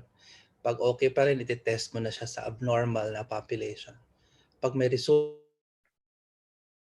na product dossier para mapa-approve mo sa Food and Drug Administration. Pagdating sa FDA, kailangan lang maayos talaga yung proseso doon sa part na yon kasi pati yung mga policies doon sa area are nag-i-evolve. So doon medyo nagtatagal yung approval. Product to development, tama yung sinasabi ni Dr. Ewang na medyo umaabot ng 1 taon mahigit. But let me tell you the COVID-19 story, no? Kit, no? If ito yung example kung paano na-accelerate yung technology development. It took us 7 years to develop the dengue kit, but it took us 30 days to develop the COVID. One example, ito ay isang ehemplo kung gaano ka-importante ang tinatawag na academe-industry partnership right at the very start. So, part of Science and Technology in partnership with the University of the Philippines and an industry partner ng UP is the Manila Health Tech, developed the technology at day 0 sabay-sabay. And in 30 days. Ang nagtagal lang yung approval for its use. No? It took a while for us to get there. So, the importance ng business development ay kailangan i-embrace din natin kasi pinsan pag nagsa-science tayo at iniisip natin na pag pinag-usapan yung business development, akala natin nagmumukha tayong pera. No? That's not it kasi. You need resources kasi to fuel the innovation eh. Hindi pwede nangangarap ka lang tapos bigla na lang lalanding sa harapan mo yung kailangan mo. You need resources for that. No? So, sa umpisa pa lang, iniisip na kaagad yung sustainability ng technology kasi sayang yung paano mo i-honor ang talino at galing ng mga scientist kung hindi mo mapaparating yung teknolohiya papunta doon sa nangangailangan. And that requires business innovations and that requires partnerships with people who knows the art of business to make sure that it actually gets translated to the other side. So ito yung kailangan siguro nating pag-isipang mabuti as in the academic sector. Paano natin i-embrace ang business development in relation to technology development? Kasi kailangan yung parehong side na yun eh. So, and that's how we were able to translate the technology into something that can be accessed now by the country. No? So, without that kind of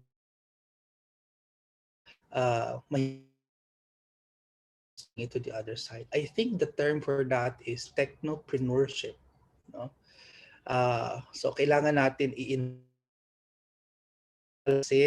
humingi tayo ng tulong sa business community. Mayroon tayong College of Business dito sa UP. No? Baka kailangan yan talagang pagsamahin, ituro sa atin kung paano ito gawin as one way of completing the cycle of the biotechnology ecosystem dito. So bench to bedside to community technology development also includes resource generation and the ability to expand and scale up technologies like that. Focus tayo in generating, parang iniisip natin ang role ng scientist is hanggang makagawa lang ng prototype. Nagawa ko na, umaandar, magaling, and that's it. But then the failure is from the prototype to scaling up to distribution to the end. So, ito yung mga natutunan ko the hard way, but of the community if needed. No?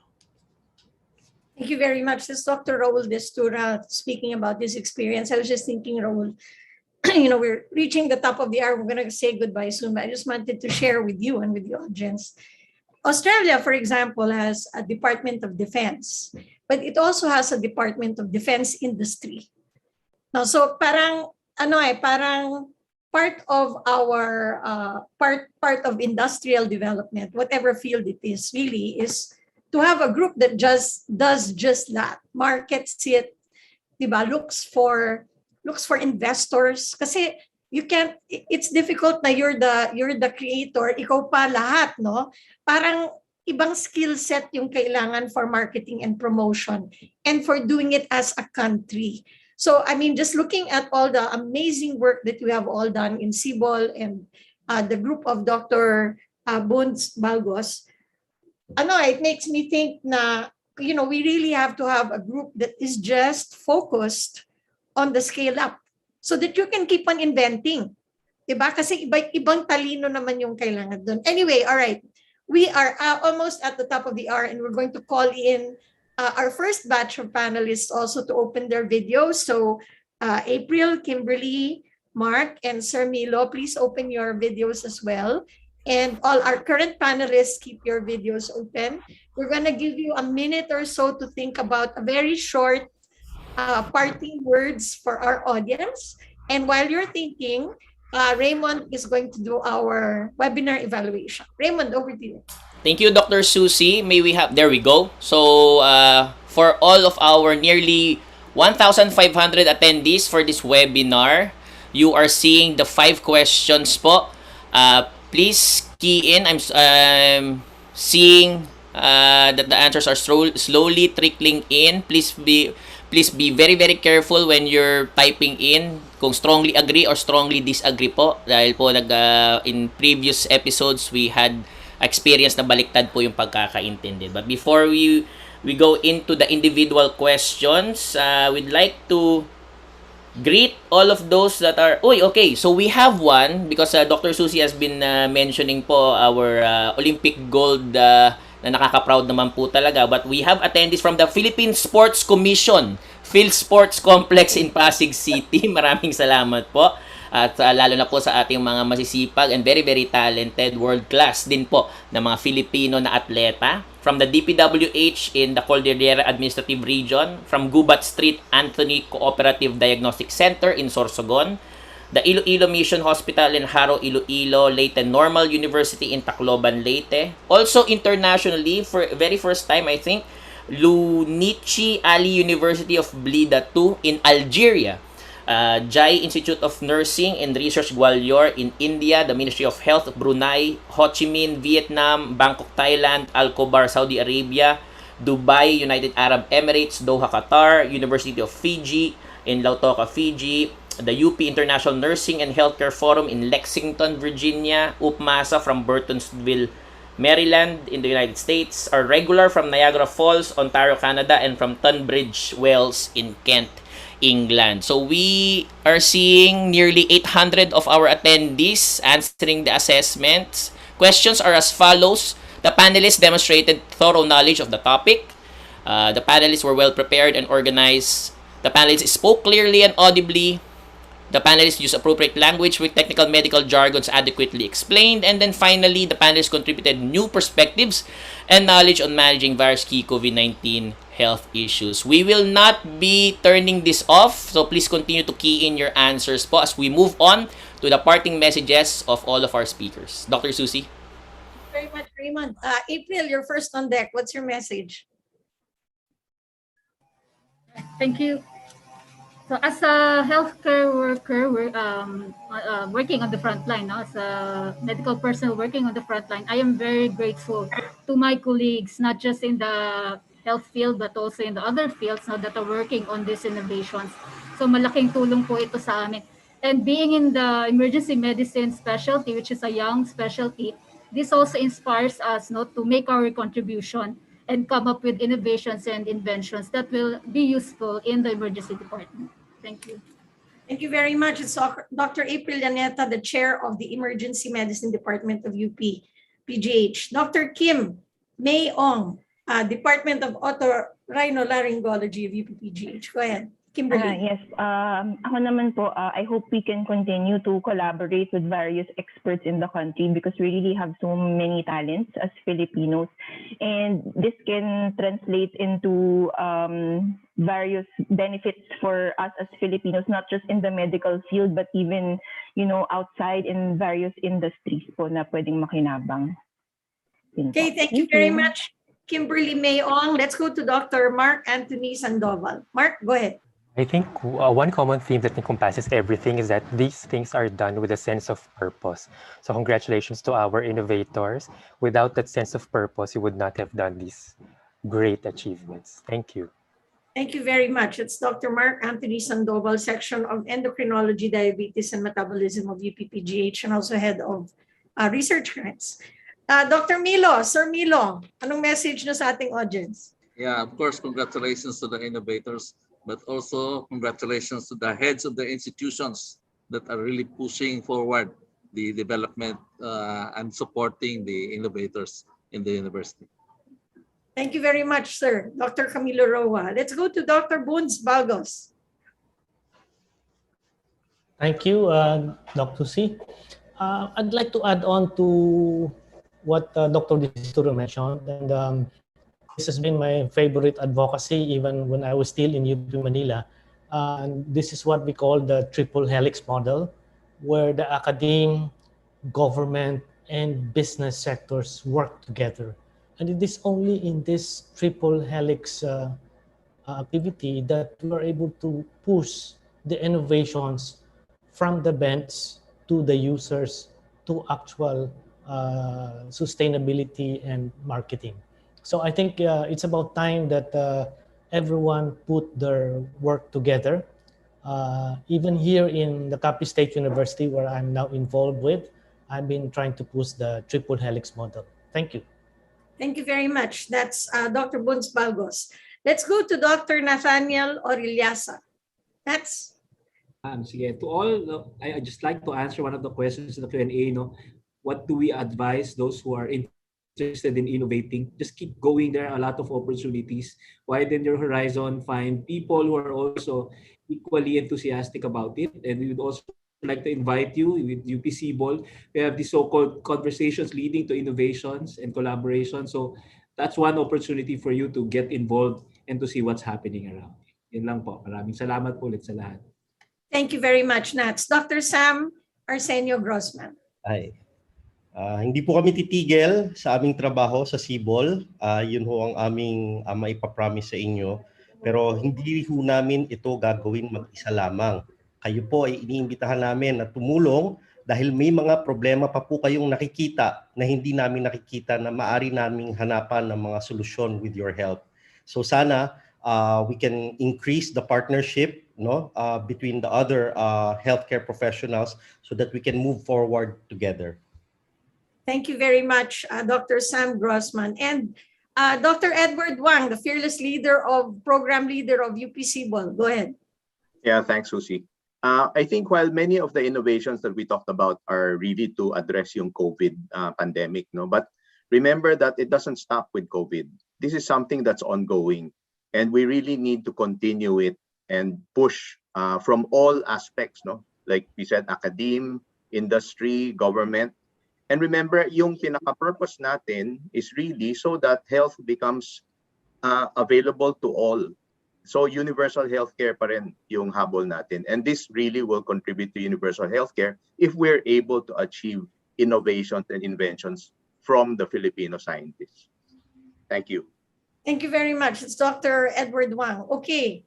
Last but not the least, Dr. Raul Destura. Raul, go ahead.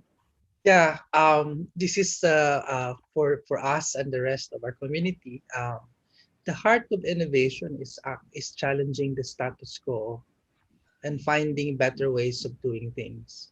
So it's a continuous effort. So I would like to call on the entire science and technology community in the Philippines that let's have the biggest dream. Let's start somewhere and let's persevere, and we will get there. Thank you.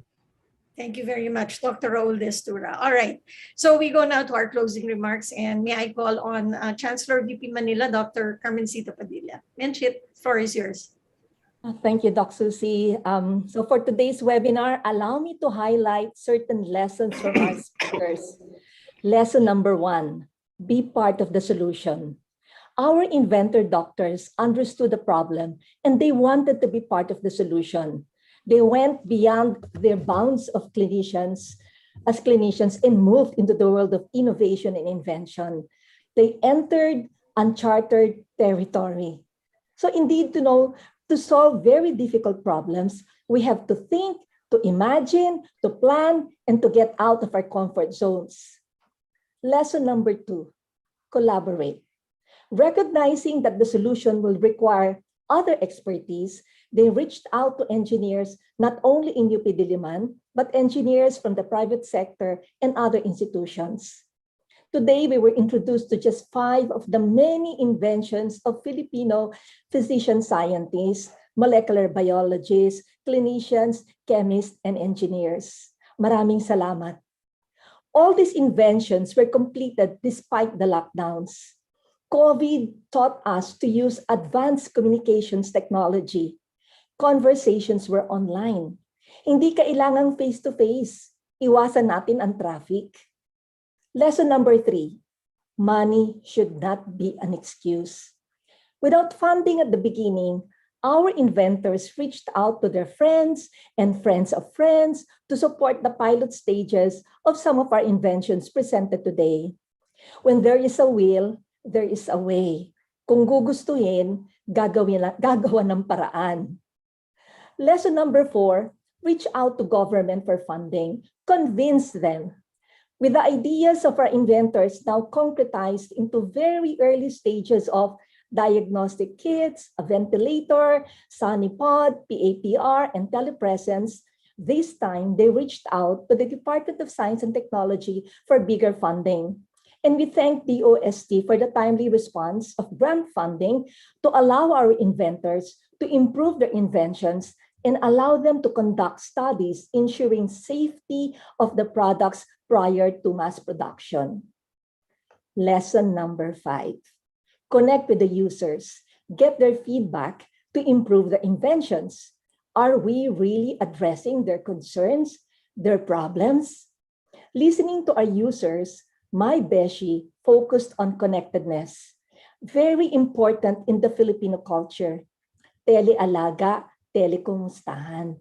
Hindi tayo sanay na ang nakakonfine sa ospital na mahal sa buhay ay hindi nadadalaw at nakakausap. The SaniPod and PAPR focused on safety for health workers. And as they said, another layer of protection is most welcome to our health workers. The diagnostic kits and ventilator focus on extending the lives of our patients. And because they also address affordability, there is the opportunity for universal access of state-of-the-art technology. This means that hospitals, regardless of municipality class, will be able to afford them. Let me end with the sharing of Dr. Distura in his opening remarks. Dr. Raul said, "The constant love of country has inspired inventors to improve the lives of our countrymen. These inventions have shown how science and technology responded to the pandemic." Dr. Raul said, "It is not just talent. It needs another ingredient, and that is passion." And why did the invention succeed? Well, Dr. Raul said, despite the many challenges, the bottom line is grit. Just move forward.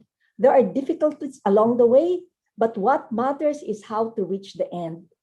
When the borders remain closed, supplies are scarce, and budget is limited, the local inventions will ensure a continuous supply for our Filipino patients. We thank our invited speakers who gave personal testimonies, and we thank our very own empowered Filipino physician scientists who continue to innovate and invent, primarily with the patients and health workers as their inspiration. Simulan na natin. Hashtag Filipino Invention First. Back to you, Doc Susie and Raymond. Very much. That's our Chancellor of UP Manila, who's been very instrumental in making this happen. And Raymond, were you going to share the results of the evaluation first before we go? Thank you, Dr. Susie. As always po, we have greater than 90% of our attendees, or at least those who were able to input and join in this assessment poll, no? And 90% of those who responded, greater than 90% actually chose strongly agree for all of the questions po. 92% for thorough knowledge of the topic, 91% for well preparedness and organization. We have 87% for speaking clearly and audibly, 90% for appropriate language use, and 91% for contributions to new perspectives and knowledge. Okay, sneak peek, Dr. Susie. Thank you very much, Raymond. And again, our big thank you to all of our speakers today, not just for being on the webinar, but for all the work that you're doing behind the scenes. I'd like to thank our audience na dito kayo, no, at pinapalakpakan nyo ang ating mga, binibigyan nyo ng encouragement ang ating mga Filipino scientists. Talagang go for gold talaga dapat tayo, no? So I think it's a moment, this webinar is a moment when we're all proud to be Filipino because of the work, the excellent work that's been done behind the scene, and we hope that it goes to scale and everyone can avail of it. All right, next week, don't miss it. Nako, maganda. Ating topic, ang ating topic ay COVID-19 na lepto pa. No, my goodness, may COVID na, bumabaha pa, umuulan pa, lumindol pa, ano ba? So I think we're going to have a very interesting discussion. We're going to have Eric Tayag, one of your favorites from the Department of Health, to open the webinar. Jean Solante from San Lazaro Hospital, Penji Dangilan from the National Kidney Institute, and a public health expert who will talk to us about COVID and leptospirosis. So wag niyo pong, don't miss it on your credible online community. Over to you, Raymond. Dr. Susie, thank you so much. So that formally closes. That's a wrap for our webinar for today. And as always po, katulad po ng ating previous 62 webinars, this webinar number 63 will be able to be seen po sa YouTube channel ng TVUP. You just go to www.youtube.com, search for the TVUP account, and you'll be able to see all the 63 webinars na po, no? Kasi we have already finished for this webinar for today. So makita-kita po tayo ulit next week, same time, Friday, from 12 noon to 2 p.m. It's a date! Together, we can stop COVID deaths. So keep safe, keep healthy, and see you online! The enemy remains unseen. I'll keep your hand in mine. Let's say a prayer one more time. I know you long for home, but I am here, you're not alone. I'll stay with you until the coast is clear.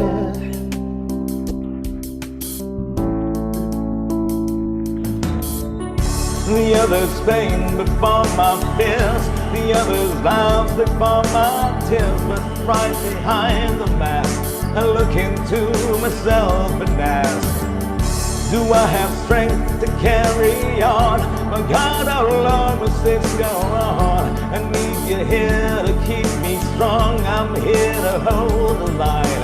I'll keep my word until my time.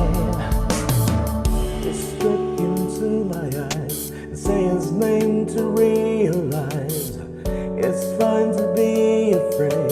Just hold on to the word he gave.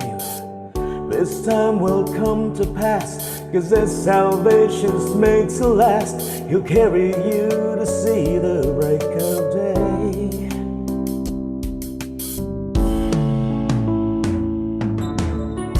The others pain before my fears, the others laughs before my tears. But right behind the mask, I look into myself and ask, do I have strength to carry on? My God, how long must this go on? I need you here to keep me strong. I'm here to hold the line. I'll keep my word until my time.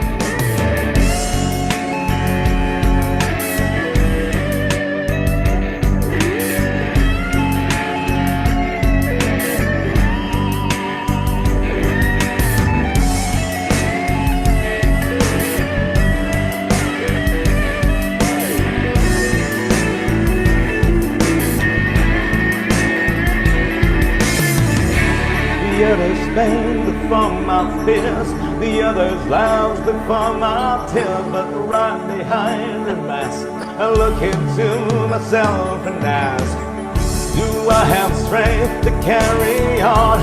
My God, how long must this go on? I need you here to keep me strong. I'll keep my word, your word is mine. The others pain before my fears, I'm pushing on despite the tears. Please take us through another day. Just hold my hand, and I will hold the line.